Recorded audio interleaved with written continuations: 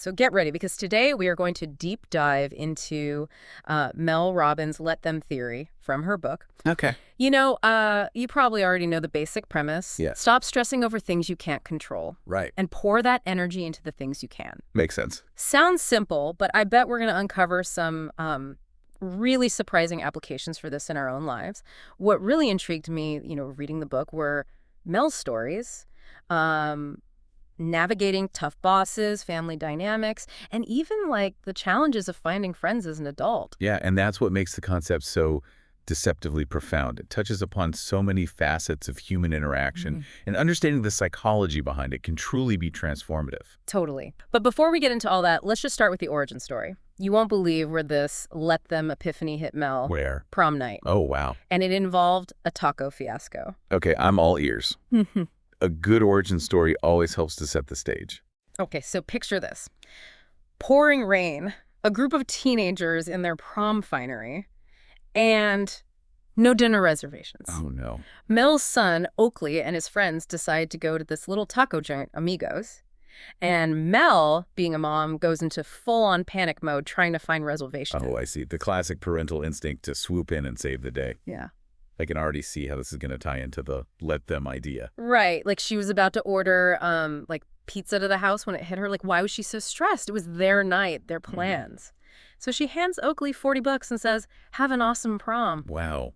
What's fascinating here is that Mel's initial reaction, that frantic search for reservations, it wasn't actually about the tacos. Right. Yeah. It was about her need to control the situation to ensure her son had a perfect prom experience. And in that moment of letting go, she not only freed herself from unnecessary stress, but she also empowered her son to take ownership of his own experience. Exactly. And that's a key element of let them. It's not about being passive or indifferent. It's about recognizing when our need for control is actually creating more problems than it's solving. So it's about being mindful of where we're directing our energy. Instead of trying to control things outside of ourselves, like other people's choices or unpredictable events, we can redirect that energy inward, focusing on our own reactions and choices. Precisely. And that's where the let me part of the equation comes in. Okay, let's unpack that let me concept. What does that look like in practice? Well, if let them is about releasing the need to control external factors, let me is about empowering ourselves to choose our response, to focus on what we can influence, our own thoughts, feelings, and actions.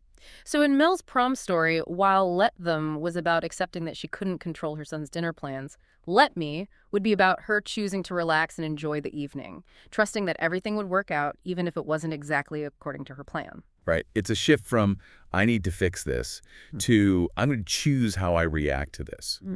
Now, think about a time when you were caught up in trying to control a situation that was ultimately outside of your control. Oh, yeah. How did that make you feel? Oh, I've definitely been there. One example that comes to mind is when I was scrolling through social media and saw that like a bunch of my friends had gone on this amazing trip without me. My immediate reaction was that sting of rejection, that urge to reach out and try to fix it. Like I was giving them power over my emotions. And that's the trap we can fall into so easily, especially in this age of social media, right? We start comparing ourselves to others, feeling inadequate, excluded, and then we try to control the situation by seeking their validation or approval. It's like we're putting all our weight on one side of the seesaw, giving them the upper hand, as Mel describes it. Like we start feeling inferior, insecure, less than.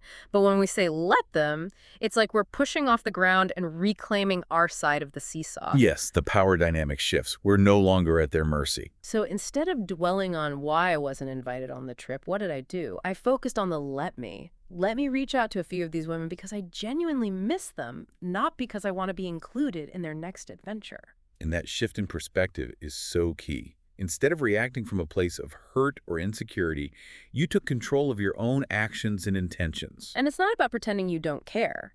It's about recognizing that their choice to go on the trip wasn't a reflection of my worth as a friend, but rather a reflection of their own needs and desires. It's about separating our self-worth from other people's actions. And this concept can be applied to so many different areas of our lives, from navigating difficult work relationships to dealing with frustrating encounters at the grocery store. The grocery store. I've definitely felt my blood pressure rise when stuck behind someone taking forever in the checkout line. But Mel's advice, What is it? let them. Let them, because getting worked up over a slow cashier isn't going to speed things up. It's only going to add unnecessary stress to our day. Right. It's about choosing to accept the situation and finding a way to make the most of those few extra minutes. And that's where let me comes in. Let me take some deep breaths. Let me enjoy this moment of stillness. Let me not let this minor inconvenience ruin my day. It's about shifting our focus from what's outside our control to what we can control, our internal state.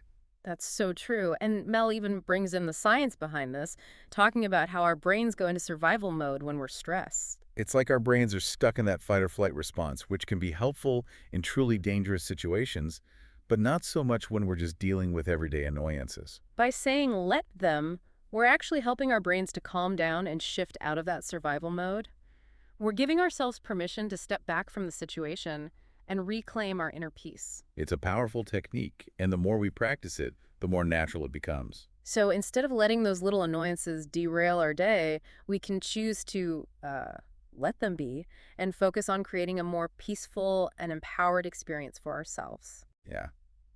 It's a powerful reminder that we always have a choice in how we respond to those little triggers throughout our day. Speaking of triggers, let's talk about work.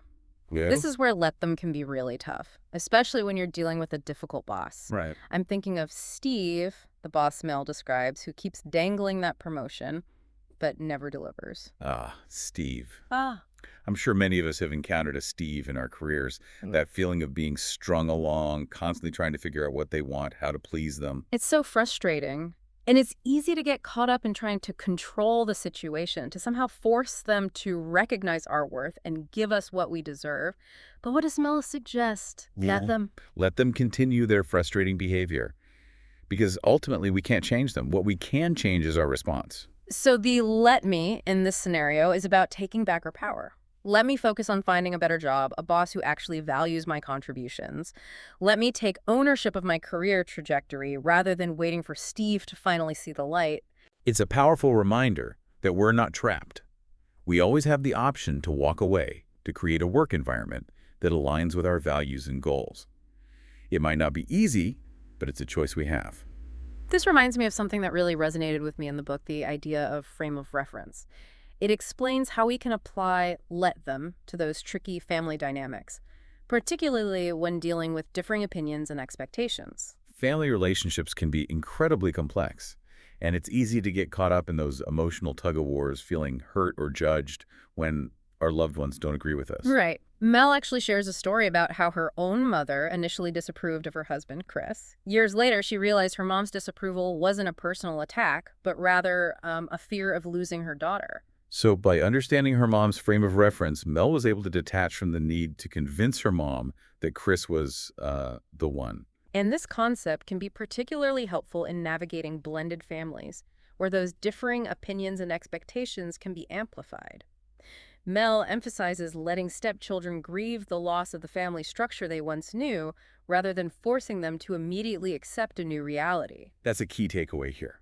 Understanding where someone is coming from, even if we don't agree with their perspective, can help us to let go of the need to change their mind. And sometimes letting them means letting them experience the natural consequences of their actions, even if it's difficult to watch. This can be especially challenging when it comes to loved ones who are struggling with addiction, mental health issues, or making choices that seem self-destructive. Mel shares her own experience with her daughter's anxiety, realizing that her attempts to rescue her were actually reinforcing those anxious behaviors. It's a tough lesson, but a crucial one. We can't force someone to change, to make healthy choices. We can only offer support and allow them to learn and grow from their own experiences. Mel's husband, Chris, had a similar experience with his brother.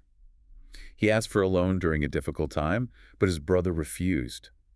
Looking back, Chris realized that his brother's tough love was actually a gift.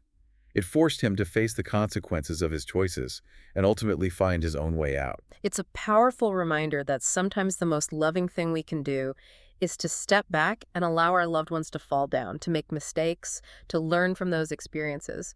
It's not about being indifferent or uncaring, but rather recognizing that their journey is ultimately their own. This leads us to the question of influence. Okay. If we can't control other people's choices, how can we effectively encourage positive change in those we care about? Mel offers a technique called the ABC loop. Okay, I love a good acronym. Break it down for us. ABC stands for apologize, back off, celebrate. First, we apologize for any judgment or pressure we've put on the person. So it's about acknowledging that our attempts to control or fix the situation might have actually been counterproductive. Right. Then we back off, giving them space to make their own choices without nagging or guilt-tripping. This creates space for them to feel a sense of autonomy, which is key for motivating change. And finally, celebrate, right? We acknowledge and appreciate their progress, however small it might be. Exactly. Positive reinforcement is key. By associating positive feelings with their healthy choices, we can help them to stay motivated and build momentum towards lasting change. I love how Mel frames this. She says to approach this process with hope for change, but not with the expectation that they must change. It's about recognizing that their journey is ultimately theirs to navigate. And that brings us to another area where let them can be truly transformative: romantic relationships. Dating, in particular, can be a minefield of expectations and insecurities. Especially in the age of dating apps, where it's so easy to get caught up in that game of swiping and matching, constantly seeking validation from external sources. Mel encourages us to be brave enough to be ourselves, to show up authentically, to trust that the right person will appreciate us for who we truly are. It's about releasing the need to please everyone, to fit into some idealized mold.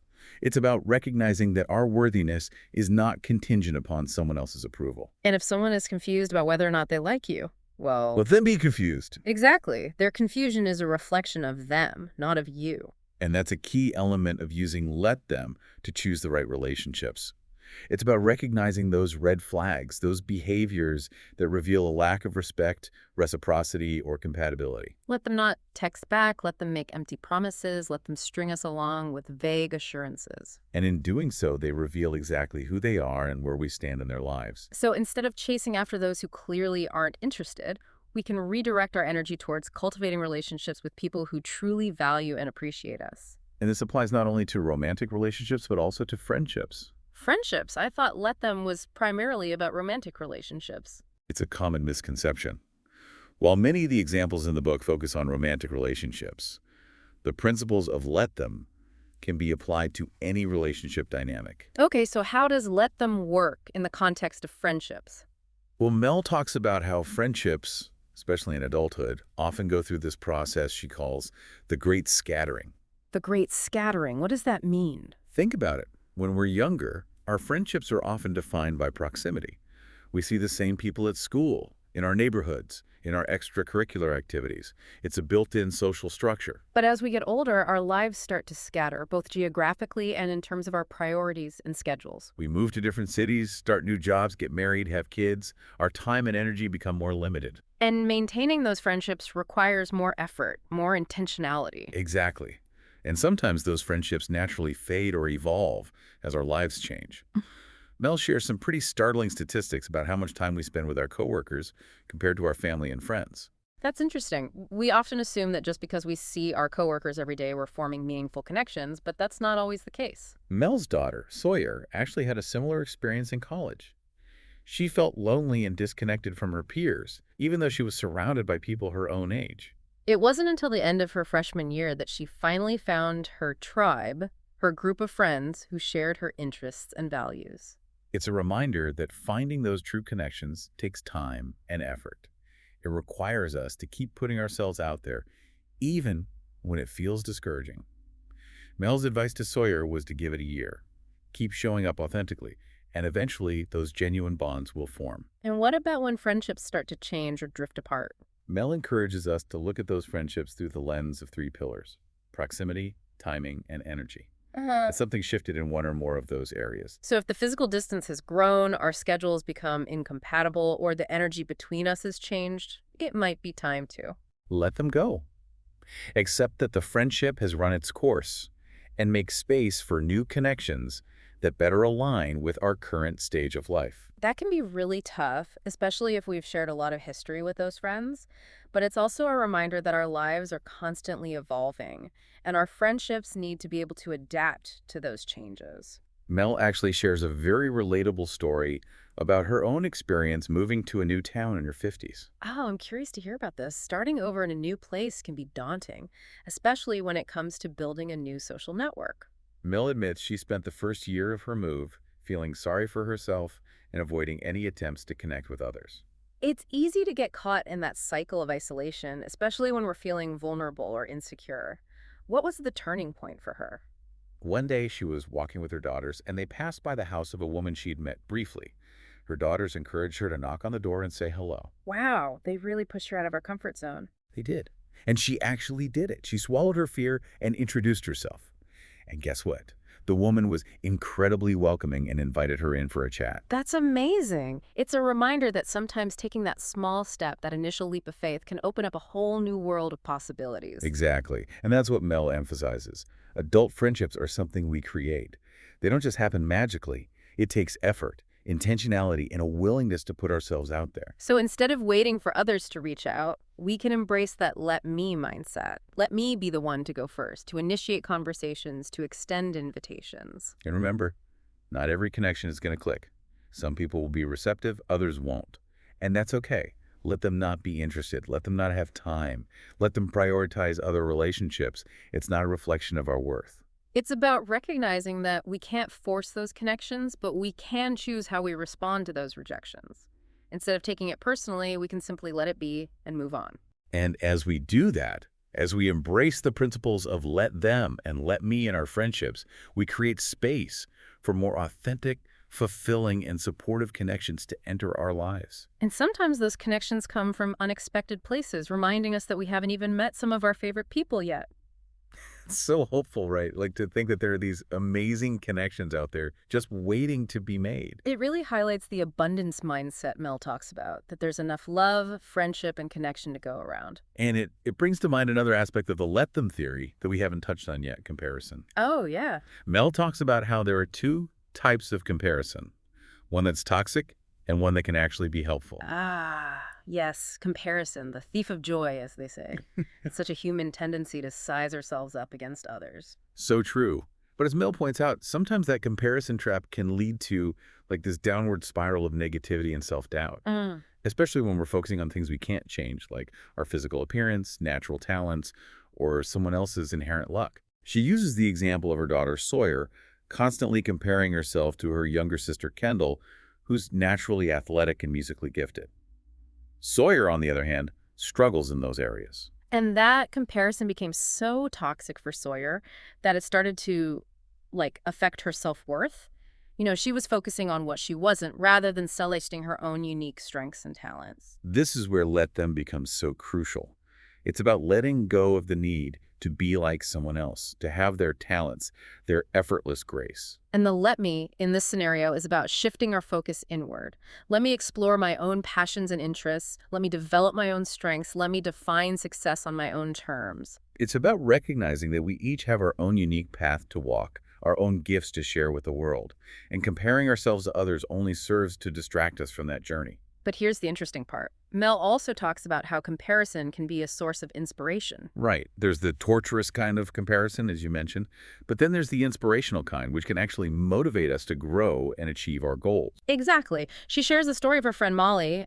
She's an interior designer who kept putting off building her online presence. Molly had all these excuses and was basically stuck in procrastination mode. Then one day she saw that someone in her neighborhood with no prior design experience was killing it on social media. At first she felt jealous, annoyed, but then Mel encouraged her to reframe the situation, to use that person's success as inspiration. Instead of seeing it as a threat, she could see it as a roadmap, a demonstration of what was possible. And that shift in perspective was key. It motivated Molly to finally take action, to start posting her work, to connect with potential clients online. The inspirational kind of comparison doesn't diminish our own potential. It expands it. It shows us what's possible and gives us a framework for achieving those goals. And Mel makes this brilliant point.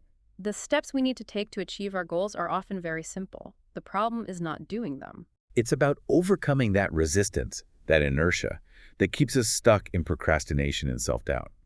And the let them mindset can be so helpful in breaking free from those patterns. So how do we cultivate that inspirational kind of comparison without falling into the trap of negativity and self-criticism?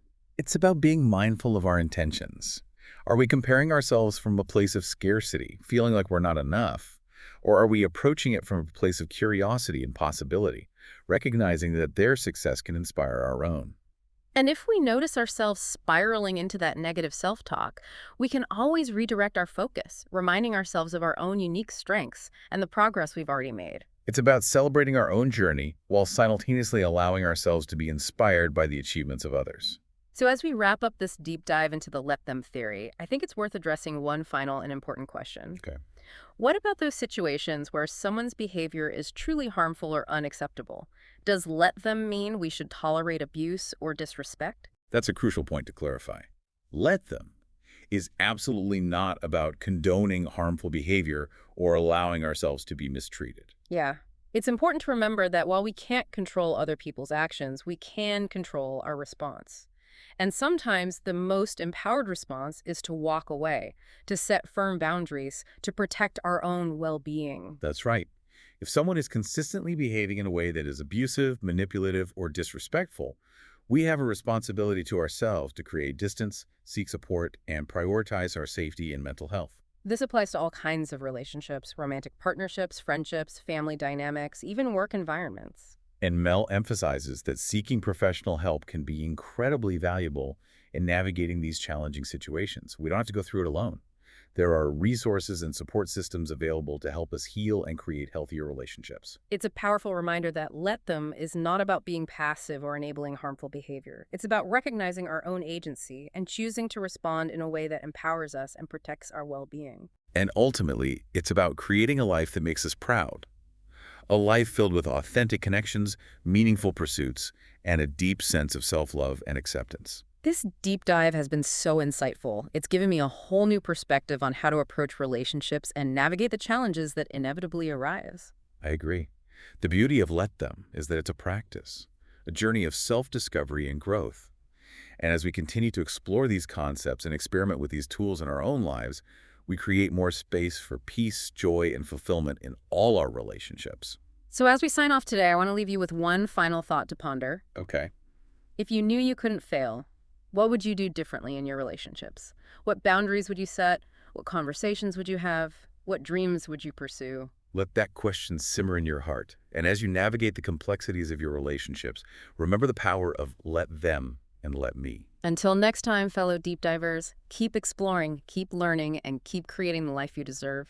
Loved this video? Smash that like button and subscribe so you don't miss out on future content. And don't forget to order the book, link below.